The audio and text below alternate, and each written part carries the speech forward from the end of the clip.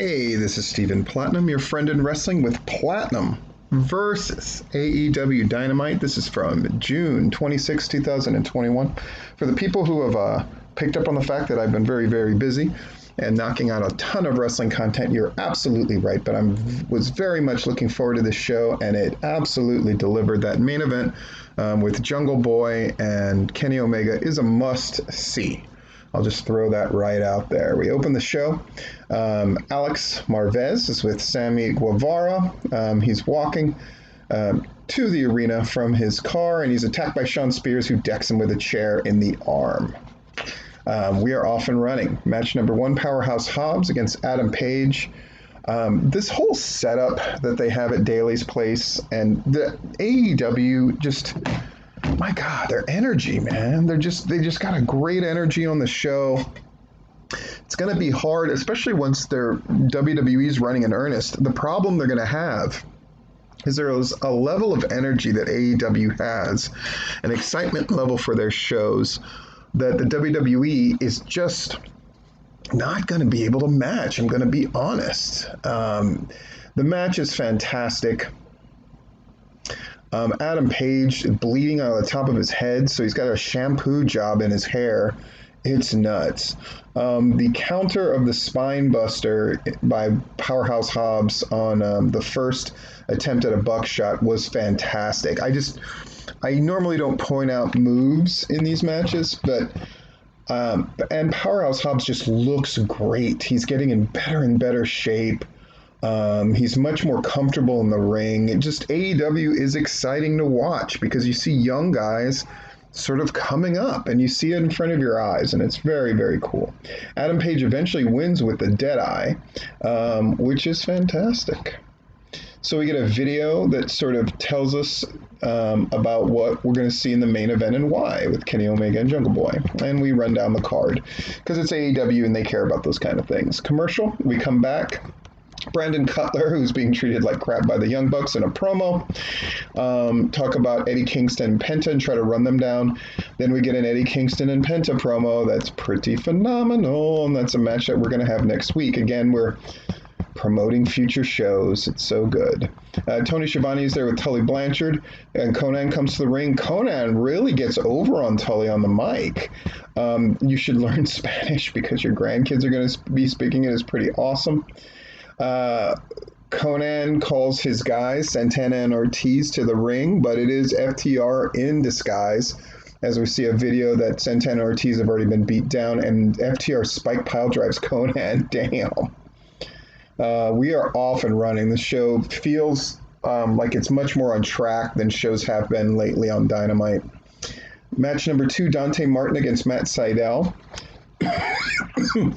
Vicky Guerrero interrupts the Matt Sydal coming to the ring, and Andrade is there, and then Matt Sydal kind of pushes past him with Mike Sydal, planting a seed. They're not rushing anything. They're going to bring Andrade in, and they're giving him some beef with people. Matt Sydal and Dante Martin, they fight through the commercial break, and Matt Sydal eventually wins with the lightning spiral. Jungle Boy is cutting a promo, and Christian sort of tells him that he deserves this moment, etc., etc., etc. Okay. We go to commercial. We come back. Jade and Mark are promoting ShopAEW.com, who have apparently worked out a thing with Jade. Jade getting that catchphrase over. Holy moly. Pushing it hard.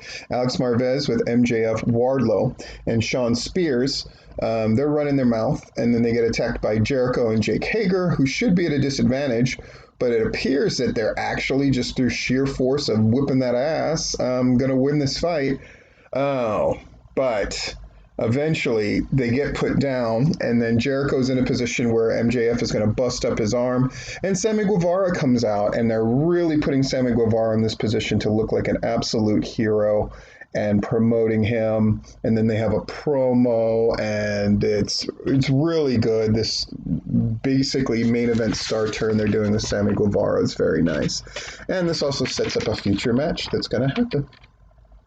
Miro promo, what a jerk, talking about his wife and all kinds of stuff, calling out Brian Pillman Jr., which I thought was good enough, but then later on they let Brian Pillman Jr. answer him, which I thought was even better.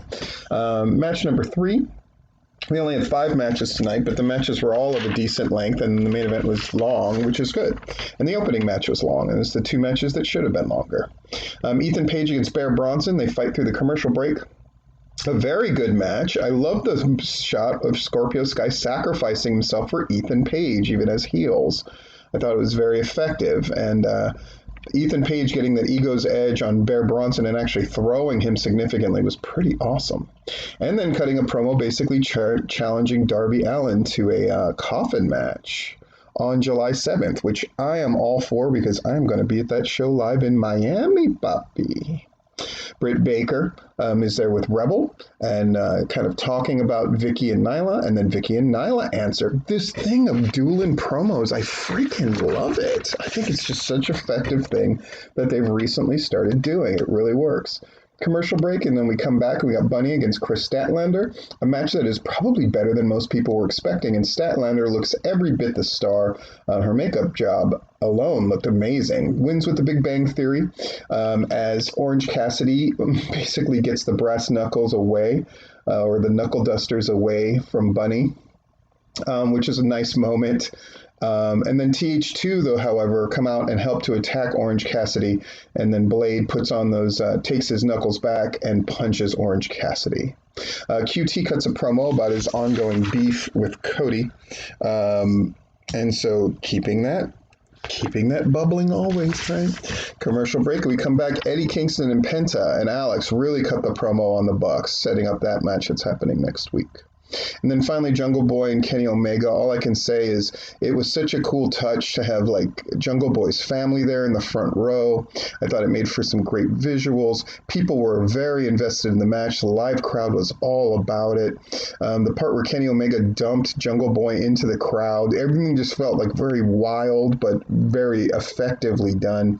The repeated snare trap attempts really got the crowd into it. It was just fantastic. Eventually, Kenny Omega does win with the one-winged angel and wins clean, in spite of the fact that the Good Brothers at one point tried to help him, but were cut off at the pass by, of course, the other members of Jurassic Express, as well as Frankie Kazarian, which is a great thing that they continue to do.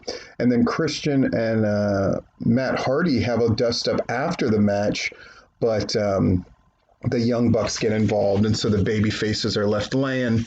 Kenny Omega's still the champion, and what an effective Dynamite. Really good, really back on track.